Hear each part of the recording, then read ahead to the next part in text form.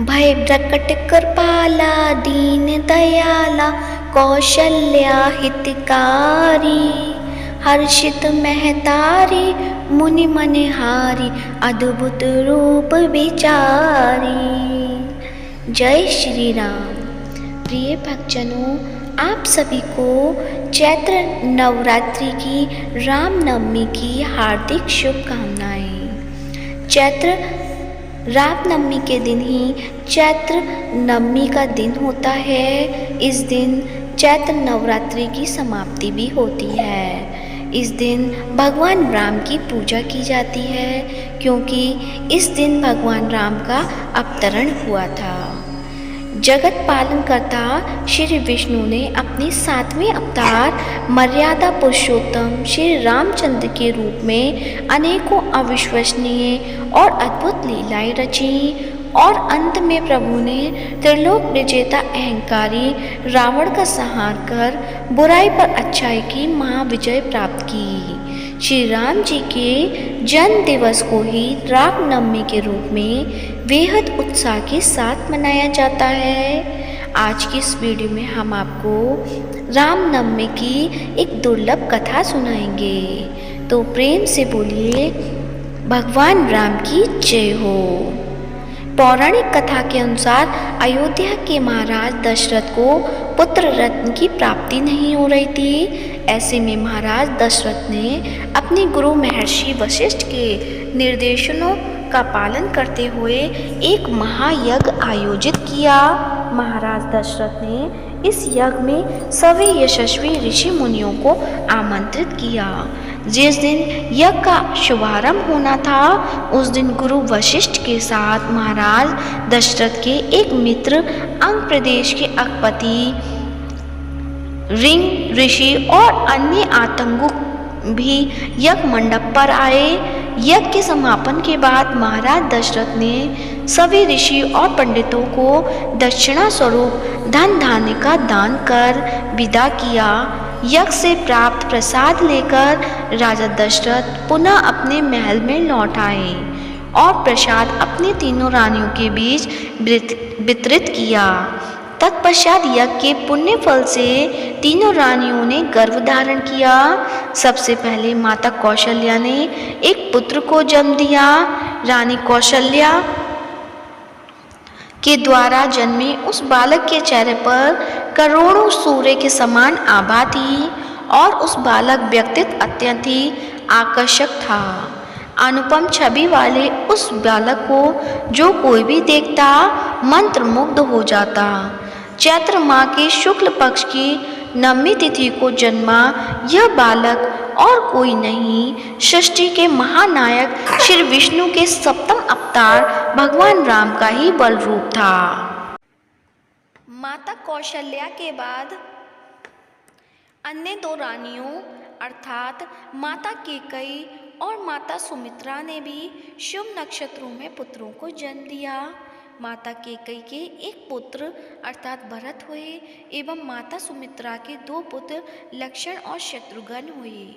अयोध्या के नन्हे राजकुमारों के जन्म का समाचार पाते ही पूरी अयोध्या नगरी में खुशियों और उत्साह की लहर दौड़ गई। गीत संगीत जैसे समारोह से राजा दशरथ के चारों पुत्रों का स्वागत करते हुए उनका जन्म दिवस मनाया गया।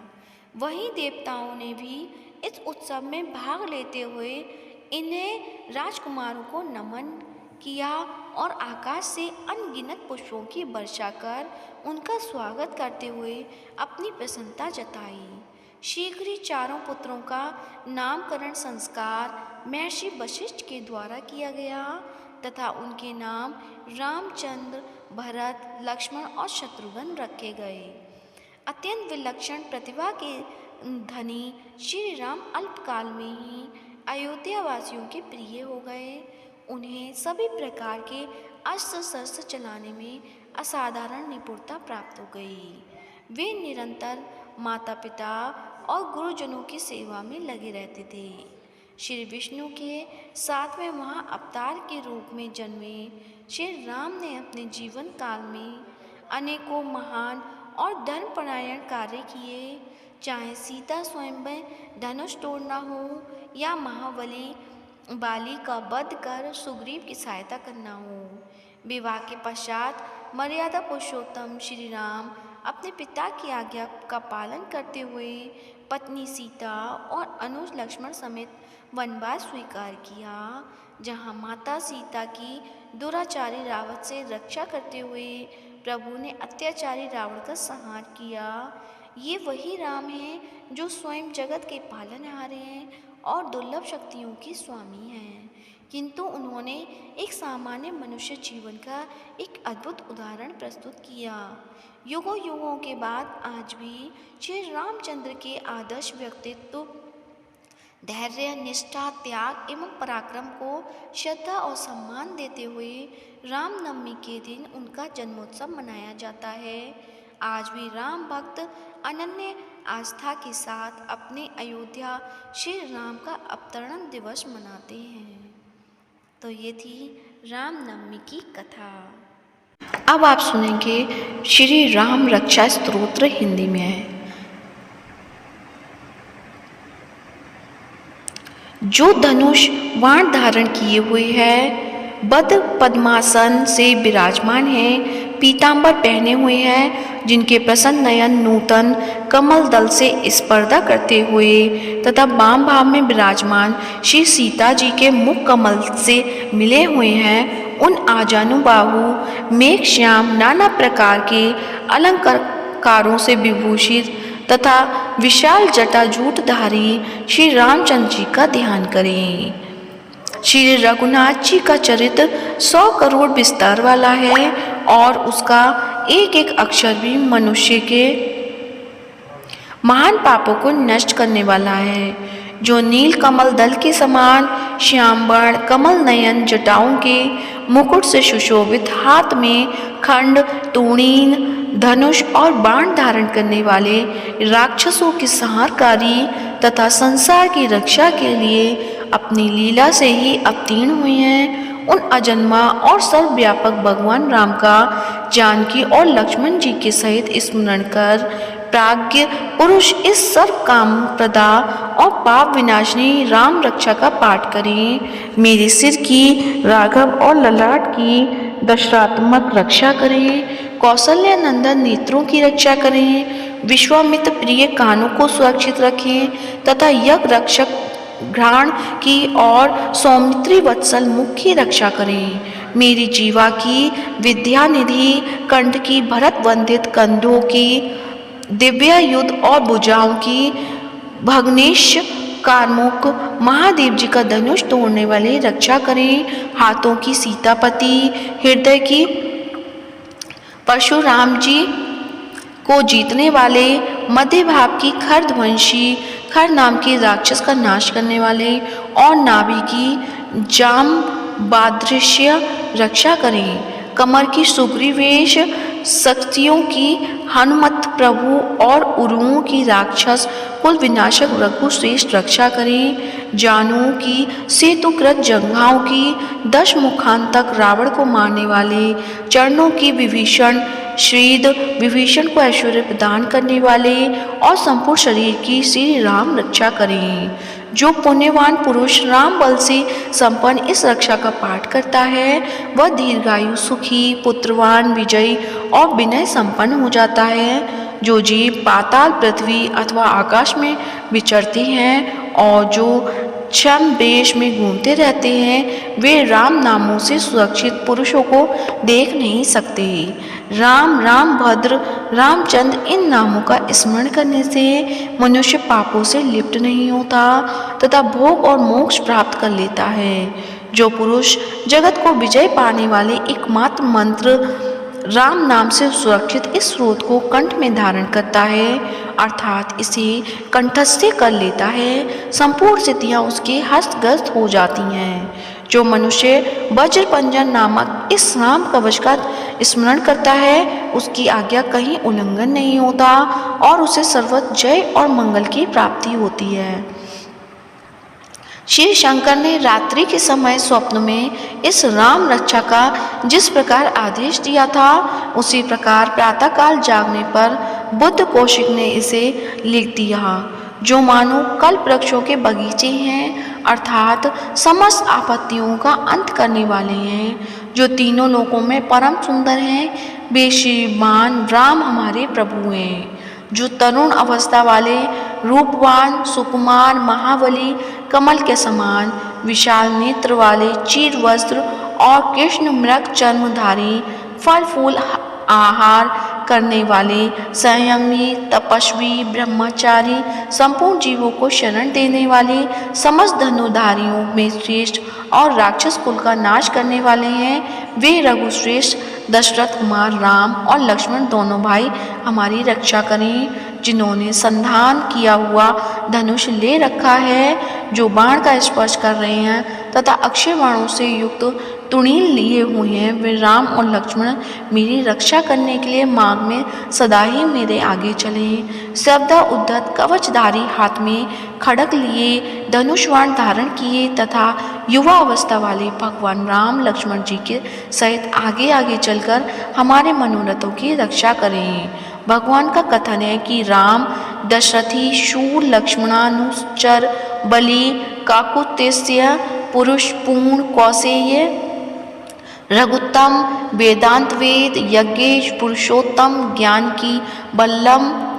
जानकी बल्लम, श्रीमान और अप्रमेय पराक्रम, इन नाम का नित्य प्रति श्रद्धा पूर्वक जप करने से मेरा भक्त अश्वमेध यज्ञ से अधिक फल प्राप्त करता है, इसमें संदेह नहीं है। जो लोग दुर्वा दल के समान श्याम वर्ण कमल नयन पीतांबरधारी भगवान राम का इन दिव्य नाम से स्तवन करते हैं, वे संसार चक्र में नहीं पड़ते। लक्ष्मण जी के पूर्वज श्री रघुकुल में श्रेष्ठ सीता जी के स्वामी, अति सुंदर ककुत्स्थ्य, कुल नंदन, करुणा सागर, गुण निधान, ब्राह्मण भक्त, परम धार्मिक, राजराजेश्वर, सत्यनिष्ठ, दशरथ पुत्र, श्याम और शांत मूर्ति, संपूर्ण लोकों में सुंदर, रघुकुल तिलक, राघव और रावणारी भगवान राम की मैं वंदना करता हूँ। राम भद्र, रामचंद्र, विद्यात स्वरूप रघुनाथ प्रभु सीतापति को नमस्कार है। हे रघुनंदन श्री राम, भरताग्रज भगवान राम, हे रणधीर प्रभु राम, आप मेरे आश्रय होइए। मैं श्री रामचंद्र के चरणों का मन से स्मरण करता हूँ, श्री रामचंद्र के चरणों का वाणी से कीर्तन करता हूँ, श्री रामचंद्र के चरणों को सिर झुकाकर प्रणाम करता हूँ तथा श्री रामचंद्र के चरणों की शरण लेता हूँ। राम मेरी माता है, राम मेरे पिता हैं, राम स्वामी हैं और राम ही मेरे सखा हैं। दयामय रामचंद्र ही मेरे सर्वस्व हैं, उनके सिवा और किसी को मैं नहीं जानता, बिल्कुल नहीं जानता। जिनकी दाईं ओर लक्ष्मण जी, बाईं ओर जानकी जी और सामने हनुमान जी विराजमान हैं, उन रघुनाथ जी की मैं वंदना करता हूँ, जो संपूर्ण लोकों में सुंदर, रण क्रीड़ा में धीर, कमल नयन, रघुवंश नायक, करुणा मूर्ति और करुणा के भंडार हैं। उन श्री रामचंद्र जी की मैं शरण लेता हूँ, जिनकी मन में समान गति और वायु के समान वेग है, जो परम जितेंद्रिय और बुद्धिमानों में श्रेष्ठ है। उन पावन नंदन बान राग्य गण्य श्री रामदूत की मैं शरण लेता हूँ। कवितामयी डाली पर बैठकर मधुर अक्षरों वाले राम राम इस मधुर नाम को पूजते हुए वाल्मीकि रूप कोकिल की मैं वंदना करता हूँ। आपत्तियों को हरने वाले तथा सब प्रकार की संपत्ति प्रदान करने वाले लोकाभिराम भगवान राम को बारंबार नमस्कार है।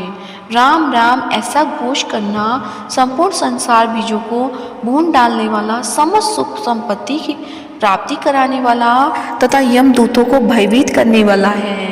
राजाओं में श्रेष्ठ श्री राम जी की सदा विजय को प्राप्त होते हैं। मैं लक्ष्मीपति भगवान राम का भजन करता हूँ, जिन रामचंद्र जी ने संपूर्ण राक्षस सेना का ध्वंस कर दिया था, मैं उनको प्रणाम करता हूँ। राम से बड़ा और कोई भी आश्रय नहीं है, मैं उन रामचंद्र जी का दास हूँ। मेरा चित्त सदा राम में ही लीन रहे। हे राम, आप मेरा उद्धार कीजिए।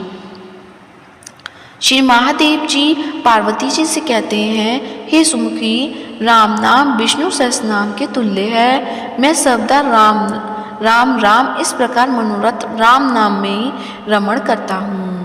तो श्री राम रक्षा स्तोत्र यहीं पे संपूर्ण होता है। तो प्रेम से बोलिए भगवान राम की जय हो, राम दरबार की जय हो। आशा करती हूँ आपको आज की वीडियो अच्छी लगी होगी। आज की कथा अच्छी लगी है तो वीडियो को लाइक करें, शेयर करें और कमेंट बॉक्स में जय श्री राम या भगवान राम की जय हो अवश्य लिखें। साथ ही इस वीडियो को लाइक करें, शेयर करें, चैनल को सब्सक्राइब करें। जय श्री राम।